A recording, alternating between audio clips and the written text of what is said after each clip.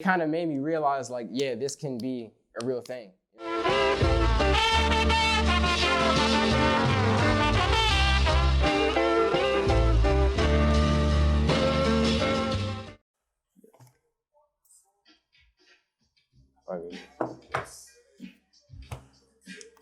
All right, bro. So tell me about this song real quick. About this song, this is Palette Skirts, ain't it? Yeah. Yeah. When was the first time you heard this song? Okay, so I heard this song like 2015 in my brother's car, and like when I heard this song, like this was my first introduction to like Tyler and like this whole kind of sound. So it kind of like blew my mind, I guess, when I first heard it. And Yeah. I remember like getting home and then the first thing I did was like get FL Studio and try to like make music and stuff. Kind of kick-started like the whole music stuff in me. So this was kind of the song that like got you into making music. Yeah, for sure. You talk about like drawing influence from Tyler. So like, was this kind of like the pigeonhole of like you heard this song and then you kind of delved into Tyler? Yeah, exactly. I heard this song and then I downloaded Wolf like on my Wolf, like, man. phone. Shit, bro. I have so many fucking memories of that album. Yeah. So, but I'm assuming you've gone through his entire discography, right? Yeah. 100%. What about Tyler is like influential for you? Is it like his sound, his persona? Because like the beautiful thing about Tyler is that he's changed so much, but in every stage that he was in, he was always like his fiercest expression, like his most maximum expression. So like, was it his sound or like through listening to Tyler, was it like you started becoming comfortable with like becoming your own artist, your own individual?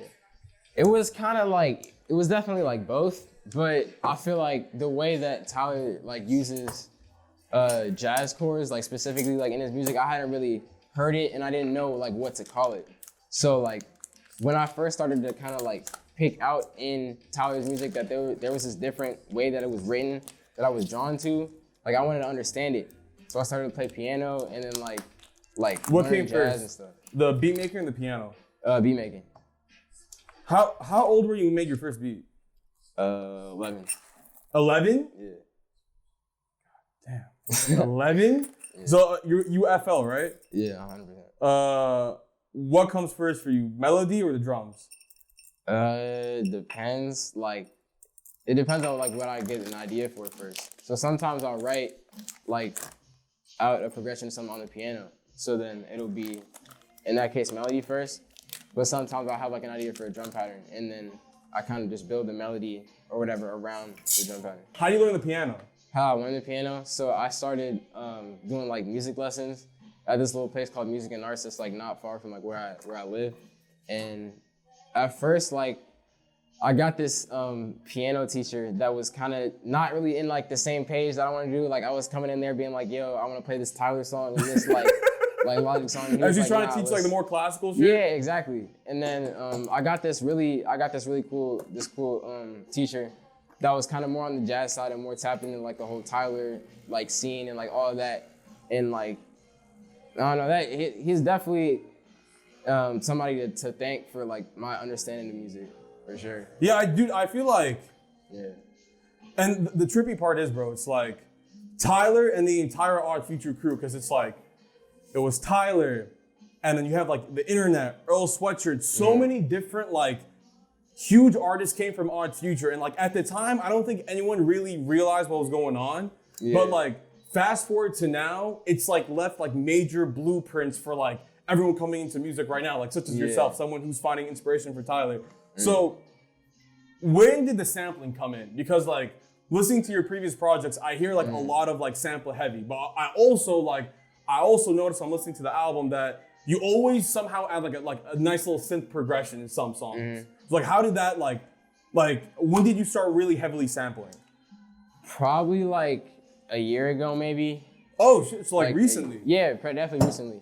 So the thing is that I got into Tyler around like 2015. Yeah. And for a while it was just Tyler and the internet was the only like ones out of, Odd Future that I was really, really into. Yeah. And then it was like right before some rap songs came out. I was I was listening to I Don't Like Shit again.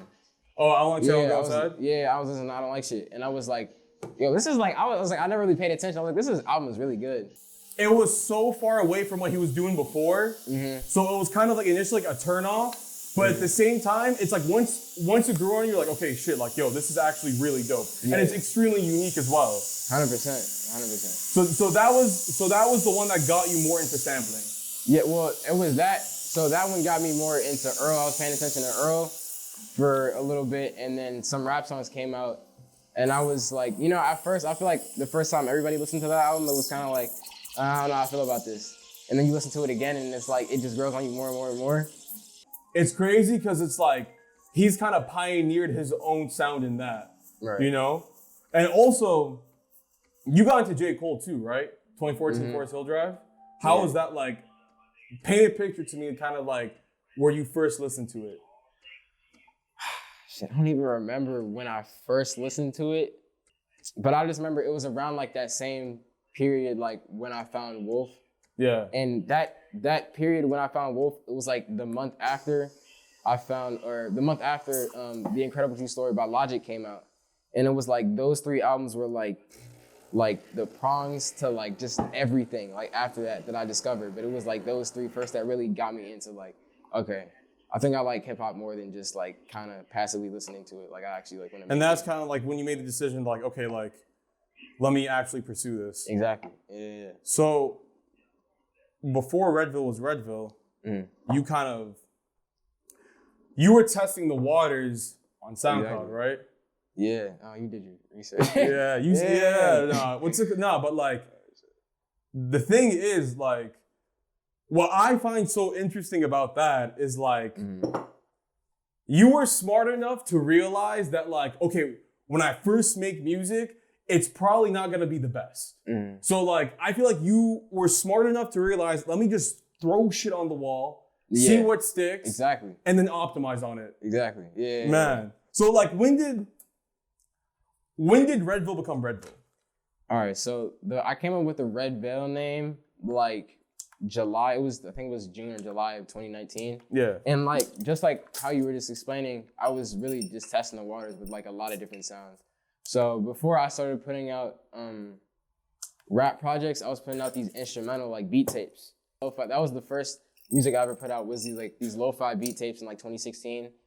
And I was putting out like one every month, just kind of just throwing them out there. And I made the last one in like December of like 2016, I think. Really? And that was the same month that I put out like this first collection of like rap songs. And that at that point it was much more kind of Wolf Goblin inspired, because I was kind of just coming off of like just hearing that sound and being awed by it. Yeah. So it was much more Wolf Goblin inspired, Cherry Bomb inspired.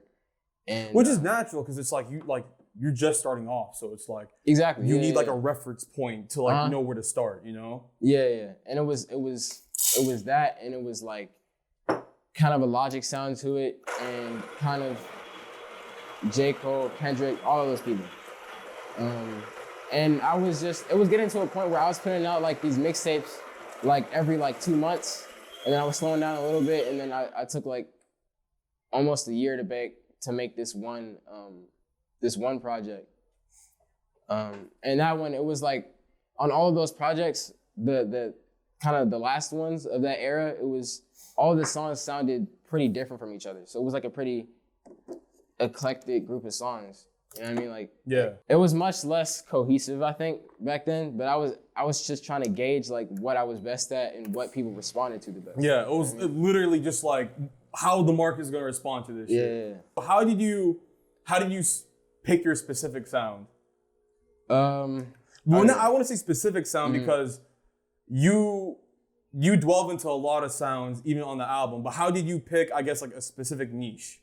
What I was explaining with like the Earl thing was like, I would always kind of listen to Earl passively before then. I was never really super into his discography. Yeah. So when I got super into his discography, I kind of tried to do stuff more in that realm, in that lane. And when I started doing that I was kind of just exploring that, you know what I mean? And then I put out this song called Soul Food. Yeah, that, bro. And people responded to it well. People were like, yeah, that's Oh, so hard. we talking like very recent. Because Soul Food came out recently. Yeah, I mean, I've probably been listening to Earl heavy probably for like a year and a half when that came out. So it came with Soul Food, and then you saw the reception on that. Exactly. And then I was like, all right. And this is how like Niagara comes into play, the album. I was working on this EP before, and it was kind of like the projects I was describing before, how they were kind of all over the place. Yeah. And the sounds were just, you know what I mean? It wasn't one like cohesive like idea. I mean, one niche. It wasn't made for one niche. And then when I started to get all this traction from that specific niche, I was like, okay, let me rethink how I'm gonna do this and kind of make something that I would think that these people want to hear that also I would enjoy. So that's how Niagara came into play. Let me ask you this. So Yeah. it's really easy to listen to Soul Food or to listen to Bad News. And if those are the only songs you listen to, and I'm sure you've heard this, Yeah. you know where this is going. Yeah. Like, oh, this is just another Earl dude. Yeah. But like, you know, listen to Bittersweet, listen to Niagara, it's like, no, like, dude has a lot more to offer. Like, it's cohesive, but at the same time, it's like, it's courageous in the sounds that you pick. So while it's kind of good to have a reference point like Earl, like a legend in his own lane to be compared to, it's also kind of like, all right, but like I'm trying to do my own shit here. Like I have my own sound. So it's like, how have you been dealing with those comparisons? I mean, they make sense, but I feel like, yeah, just like you were explaining, if you only hear one of those songs, then it's very easy to, you know, make a comparison. But like, even on Niagara, I tried to diversify a little bit more. Like, if you get to, I mean, even track 2, you know what I mean? Like, that, even that instrumental, like, not even. Oh, immediately. It catches you by surprise. You're like, oh shit, what's going on here? You know? Yeah. And I try to use that new influence of like kind of that Earl sound and combine it with what I was doing before. And so I'm introducing these hard hitting drums and like these like the punchy kicks. Yeah, distorted kicks and like stuff like that. So it's not necessarily something you take negatively by any means. I mean, it can get a little annoying. Definitely, bro. I understand like where it's coming from, for sure. Redveil, talk to me, man. So you from PG County, right? Born and raised? I was born in DC. Born in DC? Yeah. Do you Raised in PG. Raised in PG? Do you see yourself staying in the DMV in the long term? I'm not sure because it depends on like where I would probably go to college. But I definitely see myself like coming back here at some point. Okay, so yeah, I'm glad you mentioned that. So college is still definitely in your plans. Yeah. It's no secret, like you've been going crazy these past couple of weeks, right? So when I reached out to you, I think you had a fraction of the following that you had right now. Yeah. So it's probably too soon to like really digest what's going on. But, you know, being as young as you are, how are you kind of like grounding yourself in all of this? Because it seems like you still have like, you're not throwing like education completely out the door. Like you still want to go to college, but at the same time, you're already seeing like this significant buzz around you where it's like, okay, like I can optimize on that. So how have you been like grounding yourself these days? All right, so this is my thing, right? So like the thing with the whole like buzz on the internet and stuff is that it hasn't really met me in real life like nearly as much as it has been on the internet. I feel, yeah. And so like I have to remember at the end of the day, like, okay, this is a Twitter following. This is not like a sustainable like living for the rest of my life. As of now, that's the case. But also it's like with a buzz like this, it's like it's so easy to optimize and like create something bigger just from this buzz. Because it's like a lot of artists right now would die to have a buzz like this. And for you, it's extremely well deserved. So it's like I guess the cards are kind of like in your hand to figure out what you want to do. But like I think one of the most impressive things about you is that like, you know, when I listen to your music, I'm not listening to it in the lens of that like, oh, this is just a 16-year-old kid making music. For me, it's like, this is an artist producing great art. And it just so happens because he's so young, it's that more impressive. And just seeing like how grounded you are and like how well aware and like this sense of self-awareness that you have. Thank you. But like, it kind of goes into what you're saying. So on Twitter, like you're this like up and coming hot new artist. But then outside of Twitter, when I go to Subway to get a sandwich, I'm still the same person. Yeah, but like I'm sure you're well aware of like where you stand in comparison to like other people your age. But like, do you ever feel like being as young as you are kind of puts you like in this box with like people who are close to you? Like for instance, like your mom or your family, like have they caught on yet to your music? I mean, yeah, like, and that was more like after Soul Food, for sure. Like once it kind of became something like tangible, like people are actually listening to this, people are actually paying attention to this, you know, it became much easier to put people on because it's like when you're still trying to figure out your ideas, and I still am trying to figure out my ideas. 100%, yeah. But when you're like first trying to figure out your ideas, it's much more difficult to like put everybody on, you know what I mean? Yeah, it's like, yo, like get hip to this. But now it's like, you kind of have something to offer. And so walk me through this. So you're 16, living in PG County. You're pursuing music, making great music at that. Thank you. How are you juggling that with just like the normal motions of like going to school and whatnot? Like walk me through a day pre-COVID, because things are crazy right now. But like, how was a normal day in your life like juggling school and music? So the thing is, before it was like, the buzz that like people see now started after I put out Soul Food, which was like the first week of quarantine. Oh, so everything started happening in quarantine. Exactly. So like the last time I was in school, I had like 200 followers and I was just, you know what I mean? Like just, I mean, I'm still a normal person, but I was like, on the internet, I was a normal person too. You know what I mean? Yeah. So it was like, it wasn't really meeting me anywhere. It was like, my friends knew about my music. I was like doing it sometimes when I had free time. Yeah. And you know, that was it. So it was pretty easy to juggle back then because it wasn't really like. So it was more so like, it was like a fun thing to do back then. Because I don't believe in the sense of like being viral overnight, because realistically speaking, this was like years in the makeup. It just so happened that like you landed on Landmine, you finally like got yours. So before, it wasn't necessarily like the stressful thing that you were juggling between school and music. It was more so of like, you know, like a passion project almost. Exactly. But like, did you have any other interests outside of music at the time, or was it just music? No, it's pretty much just music. Yeah, maybe like a little bit of like politics and stuff. But like I feel like I wasn't really pursuing that in terms of like, you know, going out and doing like social work or anything like that. It was just more like self-education. Yeah, self-education, like debate team, stuff like that. Oh, you were in the debate team? Yeah.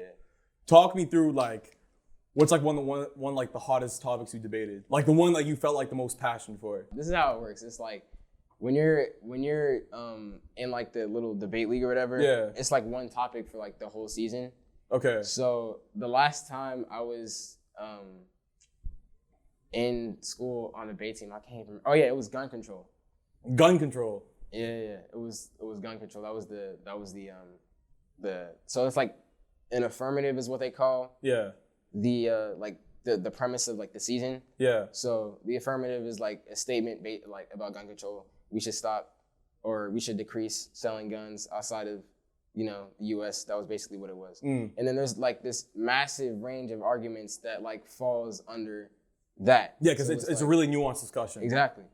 So that was definitely interesting. And then the year before that, we were talking about immigration. We were talking about like immigration visas and whether or not we should like expand like how, you know, expand like how much people are let in by these visas. Yeah. Like, what types of people are let in by these visas. You know, this is interesting because it's like things are starting to make sense now, and like in terms of like the cohesiveness of your songwriting, like how it's really like when you're listening, like your song structure is really straight to the point. Do you feel like being on this debate team inadvertently kind of had an effect on like how you wrote songs and like how you got, you know, straight to the point you were trying to display?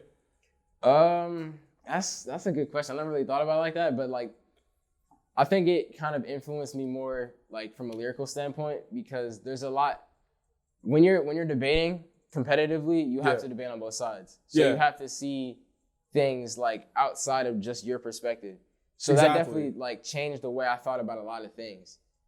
And like it also makes you realize like how many actual negative impacts can come from things that you didn't even think about.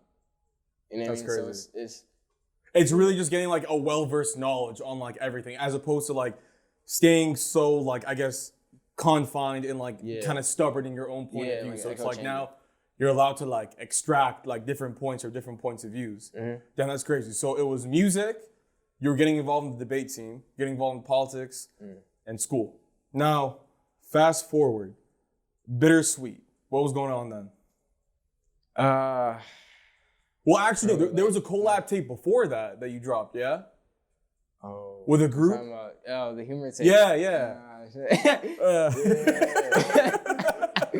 Yeah, so we did the humor tape. So that was a collective that we were doing like mainly. I feel like the peak of that was like 2018, like summer 2018. We were all just making music together all the time, and it was just like all this the time. Fun, yeah, it was just like this fun thing that we did, this fun little project that we did like during the summer called the humor tape. And so and that got you guys some traction in itself. I don't know. I wouldn't say as much for me, but one of our good friends had a song on there that kind of blew up on TikTok and went crazy, got like 1 billion views. Really? It turned into a challenge, yeah. Wait, what challenge? All right, so like, imagine this is like your phone, right? You set up your phone right here. Yeah. So like, you would go to the go to the phone and try to grab it, and then it would teleport across the room, and then like. Bro, that was his song? Yeah. Yeah, you made that in my room. So man, that's crazy. Bro, TikTok, I swear TikTok's a game changer. It is. If you know how to like, I guess like craft your music to make it like TikTokable with like whatever, like the disgusting 808 drums and whatnot to make like tune changes, I swear, man, that's a game changer. So, okay, so that blew up. Now walk me through the path. So was that a point of validation for you? Because it's like, 100%. Because I can see, because before it was like this fun thing, but now you're putting out music and you're like, oh shit, like some people actually like this. Like it's getting some traction. So did that give you more confidence to go and pursue like your own solo thing? 100%. Yeah. So when I saw that, you know, and that went crazy, it was like a life-changing moment for him. And it was just like, it kind of made me realize like, yeah, this can be a real thing. You know what I mean? So that was definitely if you allow it. Exactly. So it was like a huge motivator. And that's when I kind of tried to figure out more like what my specific niche was. Because I feel like nowadays, like in the internet age of making music, unless you're like making music for a specific niche, it's kind of hard to really pop and to really buzz because it's like 100%. So general. And I love how you brought that up because it's like, like if you don't have like a target audience, if you're just trying to like, because you did the same thing before, but that was more of you trying to figure out, okay, which sound's gonna pop, and then like you capitalize on that niche. But like I feel like what a lot of artists do now is that like they continuously just like throw things, like they don't have like that mindset of like, okay, I need to find a particular niche that I can optimize on and then build off of that. Okay, so that was Bittersweet. Now, walk me through Niagara. All right, so Bittersweet Cry came out, and that was like, it wasn't really like a life-changing moment or anything. Like it was kind of just a project. It was like another one of the mixtapes that I put out before. Yeah. You know what I mean? Like people that I knew were listening to it, and like a few people that I know on the internet were listening to it. Yeah. And it was just a really small thing. So after that, you know, it didn't really have that much buzz of its own, but I was like putting out, once 2020 hit, I was putting out these like singles. And I put out Callback. Yeah. That was the first one that I put out this year. It was in like February. Yeah. And then that did like a little bit of numbers, but you know, it was just another song. Yeah. And then I put out Soul Food, which was like the month after, in March. And that was the one that was like... Yeah, that was the one that people like started paying attention to. And I had started kind of like messing around with this like slower kind of like swing flow that you could like say like it's like an Earl sound. And I started like playing around with that on Bittersweet Cry a little bit, but you know, it wasn't like through the whole album. But I was like, I could see myself making like one project that's kind of like just exploring this sound. Yeah. So that's which is fine. Again, like it's like a reference point that you're starting from. Exactly. So that's what Niagara is to me. It's like me exploring that sound, but like the next, I'm done. I'm not gonna say I'm done exploring that sound, but like I'm done exploring that sound for a whole project. So the next one is gonna sound different. Before we get into like the details of Niagara, I want to talk about like leading up to Niagara. So like, and this is crazy because hip hop Twitter can be beautiful and sometimes it can be toxic. Yeah, 100%. You are lucky enough and well deserved that you saw the beautiful side of it. Particularly like, so like the way I got put on to you, shout out Trek one time. So I remember, I think it was Soul Food or Quarantine, both actually, Soul Food and Quarantine Freestyle. I remember him retweeting you. And then I remember him always commenting under your threads. I was like, man, who is this kid? So I looked you up. I was like, okay, he's nice. Like, I'm gonna keep an eye out for him. And then like, it was hilarious for me to see because it was like Shrek Knows Rap was almost like running like all the promo for it, but like add like the goodness of his own heart. So like, how did you two kind of link up? So at the beginning of the year, he tweeted out this thing. It was like an opportunity for underrated, like underground artists to. Yeah, I always see that. Yeah. So it's this playlist called Underrated Ogres. And so when he was like, yo, y'all can email here and I'll go through it and like put the best ones on there. So I went on there and I emailed him like 3 songs or whatever. And he responded pretty fast and picked one of them. I was like, yo, that's dope. Like he has like this huge, like, which is huge, I guess. It's much smaller. It was much smaller then than it is now, but it was still like huge for me. Yeah, of course. You know what I mean? So I was just really grateful to be on there. And it kind of got me a little bit of like attention in hip hop Twitter. And so like month after month, update after update of the playlist, you know what I mean? I kept getting on there. And then at one point I got in the bigger one called Ogre Time. And like, he's just a really like generous person with his influence for sure. Yeah. And was not afraid to put his followers on to me. You know what I mean? Yeah, no, seriously, no, and I don't think it's like exclusively like he's done a lot for you, but also like I've noticed, and he's honestly like my favorite part about hip hop Twitter because it's like, bro, like the shit that I hate seeing is like, you know, they're comparing albums. They'll be like, all right, To Pimp a Butterfly and like Frank Ocean Blonde, and it's like, and then like they start like a debate on like apples and oranges. I'm like, okay, like this doesn't make any sense. But also, what I really love about Shrek Knows Rap is that like he's always putting on for people. Like 100%. He understands the impact of his platform, and he's not afraid to utilize it. Whereas I feel like there's people like there's some people who I guess are a lot more authoritative with their platforms and are not as generous. So like to kind of see that from like someone with such a big influence on hip hop Twitter. And it's like, it literally spread to everyone. Because it was like literally clockwork. Like everyone was like hyping you up. And then Niagara dropped. The majority of the music reviewers and influencers were like all tweeting you out. Like a bunch of artists. You got co-signed from Don from Brockhampton.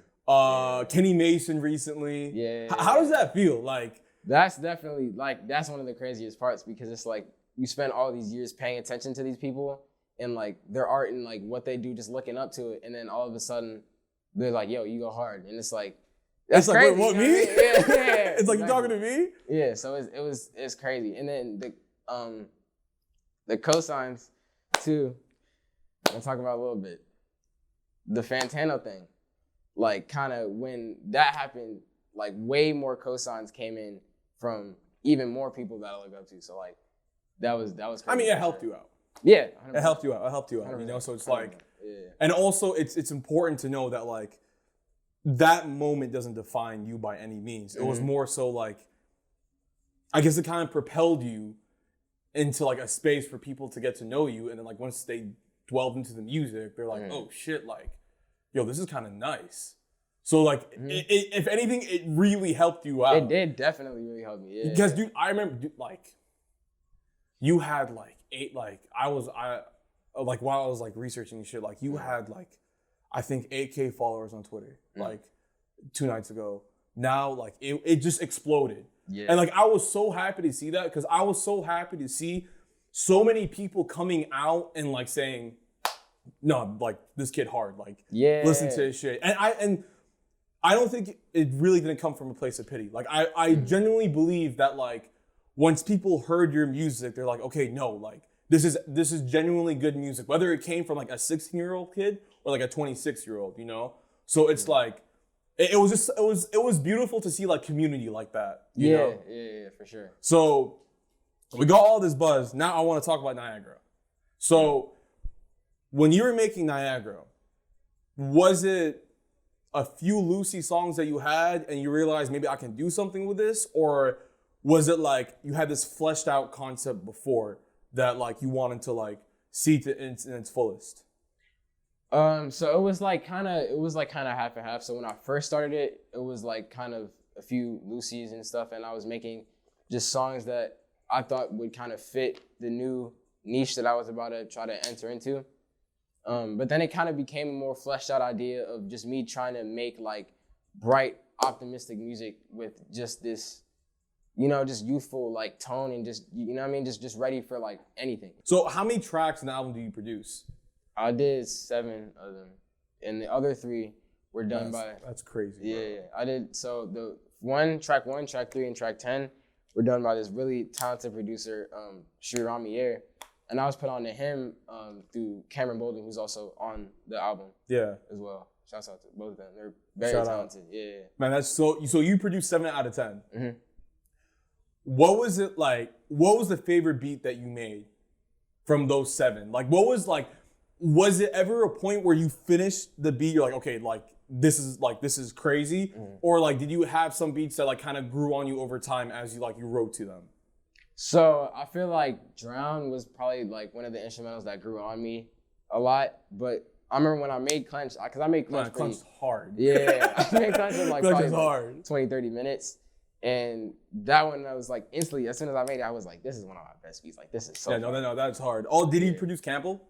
Yeah, he did produce Campbell. Sriram did. Campbell. That song. That's one of my favorite beats too, though. Like, and all the beats that he was sending me, because this is the thing, right? What producers will do is like they'll search on Twitter and stuff, like people that are looking for beats, and regardless of whether you're NBA YoungBoy or you're a rapper with 10 followers, they're gonna send you beats. So I was just going through beats like sometimes, like not a lot, because I was still doing my own production. Yeah. But when I would listen to other people's beats, like it just never spoke to me, like ever. Until Sriram sent me like those beats off of there, and I was like, these like I feel these in my soul. You know what I mean? Like, and I never really had that like chemistry with a producer before.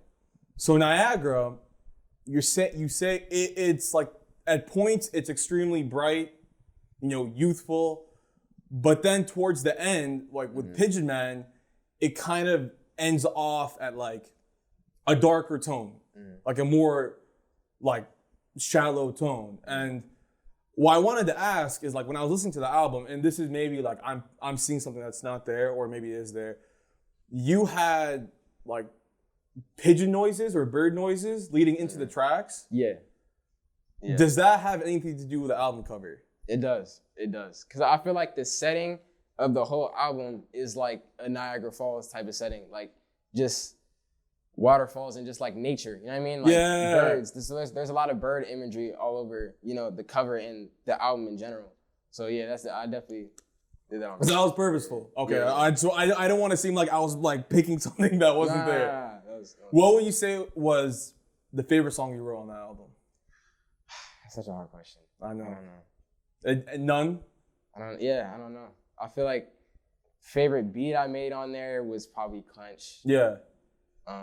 The favorite like song that like that emotionally for me, like the way that I like it makes me feel is probably Campbell. Oh yeah, because like whenever I listen to Campbell, it's like it's like triumph. Like, exactly. It's like like celebration, Exactly. Because you had, what was that line you had on that? I'm drawing a blank, but it was basically like we done with the sad shit. Now it's like like let me shit over, we shining. Exactly. Yeah. And like again, like what I loved about this album is that like there's hints of braggadocio, but also again coming back to like how self-aware you are for a young age. Like there's also moments of introspection. There's a lot of moments of you being vulnerable. For instance, like Pigeon Man, like I just mentioned before, that was definitely a lot more shallow tone. So in terms of your songwriting, do you have a specific process in which like is it just something that just like if it comes to you, or are you more so the type that you have to kind of like sit down and like create this fleshed out idea for a song? So I feel like it depends on the song for sure. Some of the more like sample heavy stuff, it's easier to knock that out quicker just because like from a technical standpoint, the beat isn't complex. Yeah. You know what I mean? So it's like minimal not, production. Yeah, it's minimal production. So like a lot of times those instrumentals I'll just feel inspiration for the lyrics like almost instantly. It'll take me maybe an hour, however long it takes to write the song, and then that's like that. The rest of it is like tweaking specific stuff. Whereas with the ones that are more like my own compositions, like Drown actually, I feel like those ones, I have to tweak those like for a while, and I tweak like the specific like structure and stuff over and over again. So you're like extremely meticulous. Yeah. But at what point, like, because when you're creating, I don't think you ever reach like this end point where it's done. I feel like it's more so that like, okay, like I'm set, like I'm good with this how it is right now. Like, when do you know you reach that point? I guess when I listen to it and like I don't hear something in my head that like I want to do. Because this one thing that happened with this album is that every song on here had like 10 versions before the final one. Really? Yeah, especially this one. This one had like 15 versions. Like, damn. Yeah. So it was. I was like listening to it and I was like, nah, I want to take out the drums right here for like this second, or no, I want to go out and I want to pause this, or no, I want to add this synth, I want to add that. You know what I mean? So it was like specific stuff like that. I'll tweak for months, but like when I made like a Campbell, I made that one time and then it was that was it. Yeah, that was it. Do you, so being meticulous is always a good thing, but also I know one of the songs you mentioned that like you're seeing the back of the class and you're daydreaming. Do you ever like, is there ever a point where you feel like getting too lost in your thoughts gets in your way? I think sometimes it can, like when I feel like sometimes I try to write about too many different things in one song. So I guess in that case, like sometimes my thoughts can be kind of scattered. You know what I mean? So and with those songs, they usually end up never getting finished, or I just never put them out. Yeah, but again, I'm gonna applaud you again for this album. That like, it really does sound like an extremely cohesive listen, and you mix everything yourself, right? Okay, so I did it. Track 1 and track 3, I'll let Shiram did it. I do the mixing because it's his production, so I feel like he has a better ear for it. But I mixed the rest of the album. In your bedroom. Man, that's crazy. I think the craziest thing right now is that like, it's dudes as young as you who are really changing the landscape of music literally from their bedrooms. Like, information is so accessible that like, because when I was 16 wasn't like too long ago, but like it wasn't, not many people were like willing to be giving out that information back then, as opposed to now it's like YouTube University. Yeah. Literally YouTube University, just like, okay, how to mix a song, how to use Ableton, how to use FL Studio. So like, I'm thinking was YouTube kind of like the mecca of like 100%. Of your learning experience? 100%. BusyWorks Beats. Oh, dude. Yeah. BusyWorks Beats. A lot of those tutorials. Yeah, didn't he switch to Ableton, or is he on FL right now? I think he's still on FL. He's still on FL because I know he does Ableton tutorials. I don't know. But like, yeah, it's dudes like him that like, the people who are willing to put that information out there, and kind of like going back to what we were talking about before, like being generous with your platform, without them realizing it's really paving the way of like changing kids' lives. 100%. You know? Yeah. And it's like, to them, it's just like the matter of like, I'm put out this tweet. You're just putting out a tutorial. I'm gonna put out this video. Yeah. But to someone else, it's like, this was like the missing piece in the puzzle that they needed. So outside of music, you also want to start a clothing brand. Yeah. How's that going? So I like the hoodie, by the way. Oh, thank you. Yeah, this is coming soon. But so the thing is with that, right? The clothing thing is almost, I can compare it to like what I was doing with music when I didn't really know what specific niche I wanted to target. So I was just making like clothes around the same time I made my first like song or whatever. I was just making clothes all the time, just like little one-on-ones and stuff. And I made this one hoodie that says Black Culture is the Blueprint. I'm wearing it right now. Yeah, I saw that. I saw that. It's a hoodie. Yeah. And that one was like the first hoodie that I made that people were like, oh yeah, that's cool. Like I wanna buy that. So I made like a little like shop for that. But that one gave me the idea for this brand that I want to do in the future called No Love for the System. I want to say that like you went through a lot as a kid, like seeing a lot of things, but the truth is you saw a lot. The generation before you saw a lot. Before. Like we could go all the way to the ships. But if you really break it down, everything in pop culture is literally goes back to black culture. Literally, everything. But I feel like the problem is that like people like to wear black culture who aren't black as like an aesthetic and like don't really recognize how black culture benefits them without them like, you know, providing back to the culture. So what kind of inspired the whole brand No Love for the System? Kind of going back to what I was explaining about like being on debate team and being like more educated about like these issues and how these systems work and how these systems impact all types of people. It kind of just radicalized me, to be honest. You know what I mean? Like it's very like quick, like over the past 2 or 3 years, I say.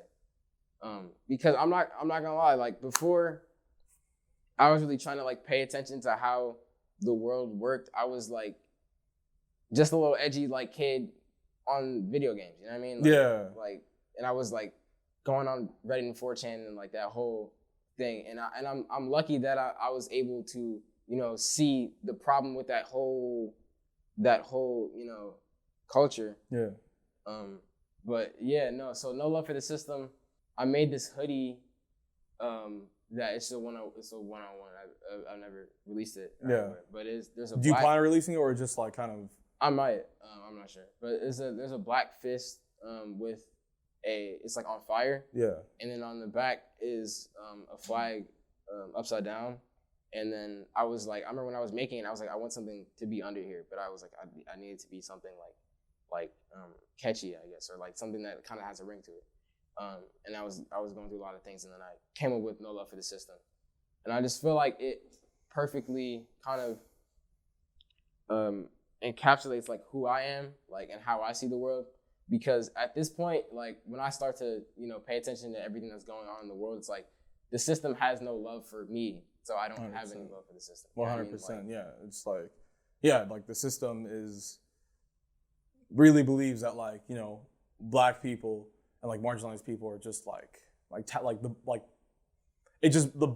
bodies are just tally marks. Like it's like it really doesn't matter. Like, okay, collateral damage almost, you know? And that actually, so going back to Bittersweet, you have a song on, it's an interlude almost, Death from Largo. Oh yeah, My Grave in Largo. Yeah, so. Because that kind of ties in, and you talk about like the need to like make sure your child's growing up within black culture. 100%. So, like, PG County, right, is a very like black area. And typically, like when we think about black areas in America, we instantly think about poverty. These communities that have been like broken down by the system, and people are impoverished, right? Because that's what they want you. That's like they want you to believe that. Exactly. It's all conditioning. You know what I mean? Exactly. Like the only thing that you see of black people in pop culture is as criminals or as people that made it out the hood. You know what I mean? So if that's your only exposure to black people, then that's what you're gonna immediately associate with black people. But you know, having the pleasure of growing up in PG County, it's like one of the wealthiest black counties in America, and kids here are not, for the most part, poor. I mean, kids are growing up in these like 3-story houses with like pools and backyards and stuff, and everybody is black, and everyone's living good. Exactly, and everybody's in their culture, and they get to experience like stability without resenting their blackness. If you're a black person that grows up in an area where the only way that you can experience luxury is removed from blackness, then you're always gonna think like that until you break out of that cycle. So that's why like PG County is like such a beautiful place for me, because it's like those things can coexist. I like what you said. Like it ties back to one of the lines in Niagara. We used to resent this pigment, now we embrace it. So did this come from a point of like resenting and not being comfortable with like who you are, how you look like? it was like more subtle than that. It was in like these micro kind of self-hatred like kind of things. So it wasn't like literally like, oh, well, I mean, yeah, colorism is always going to be a part of it. Exactly. So that was ingrained in me for sure. Yeah. But on a bigger point, it was like the little things that I associated with Black culture. Like I was just saying, like the poverty and like the being uneducated, and like to be excellent, you have to like separate yourself from Blackness. You know what I mean? Yeah, in you Black almost have to culture. have like a Eurocentric view of things. Exactly. Like you lose like your Afrocentric nature. Exactly. Yeah. So that's when I kind of started to let go of that idea of like Eurocentric. Like you have to uphold like that and to be a valuable human being. Yeah. And when I started to let go of that, that's when I just embraced my Blackness like 100% more. Seeing how like you're so aware for your age and like especially these crazy times that we're living in, how have you been coping up? I mean, like me personally, I think like, and it's gonna sound like really like awful, but I don't think that it's gotten much worse like recently. That's the thing. Yeah, that is the thing. Because it's like, if you haven't been paying attention to police brutality, or if you hear Black people's accounts of it and you just dismiss it, and then now you realize like it's an actual thing, you're gonna be like, oh my gosh, it's gotten so awful. But it's like, it's always been, yeah. It's just like there's more eyes on it. Like again, with social media, like with everyone like having a camera on your phone. Like now it's broadcasted. That's why it's like you haven't like, of course you've seen a lot for your age, but it's not just like, it's not exclusive to your generation. It's literally like exactly, absolutely not. Generation behind generation behind generation, something that like I don't think people realize is the inherent trauma that comes with it. Mm-hmm. Like the Black trauma that comes with like all these generations of just like marginalization and abuse without like anyone realizing it. And now I guess it was kind of like the perfect storm with like COVID, everyone at home, and then like, again, it being broadcasted to everyone. Everyone finally like, got to see like, oh shit, like this is a thing. But like for everyone who's Black, it was like, okay, like we've been going through this. Like this is nothing new to us. Exactly. And it was like when the Black Lives Matter like hashtag first came out, like after Trayvon Martin passed away, it was like a controversial thing. It was like when you said Black Lives Matter, it was like, no, all lives matter. Like why would you say that? And then now it's only become a thing like where corporations can be like, oh yeah, maybe Black lives do matter. At what point do you think it's like, I don't know, like just passive, like them, like their activism is just hollow? I don't really like trust any statement a corporation is gonna say. And I feel like if you're in a position where you can use your like solidarity or whatever and benefit from it like financially, you know what I mean? It's also like really hard to trust that. You know what I mean? Yeah, 100%. Because now it's like if you're a business and you don't say it, you lose money. Yeah, it's like a transactional relationship now. 100%. Yeah. So it's like at what point like are you being like, do you actually care? It's just like the only reason why you're caring right now is because if you didn't at least show some passive activism, then you're done. Money. How? So now with the buzz all around this album, what's next for you? It's a good question. I mean, what's next for me, like in the short term, is obviously going to be like, content for people to consume. So like videos, merch, stuff like that. But in the long run, I mean, I just want to use this to further educate myself and like just be at a point where I'm even more self-aware and I can put out more thought-provoking things and more thought-out things. For instance, like going back to hip hop Twitter, like when you're creating content now, are you like keeping them in mind, or are you still like doing your own thing and like if they catch on, they catch on? Yeah. So like at this point, like and when Soul Food first came out, it was like, okay, so this is this niche, this is this small group of people that's paying attention to me. So next month, I'm gonna put out another video on Twitter that these people would like. But like now at this point, I feel like I'm comfortable enough to where there's enough eyes on me where I can kind of explore my own thing again. Yeah. And people will still at least give it a shot.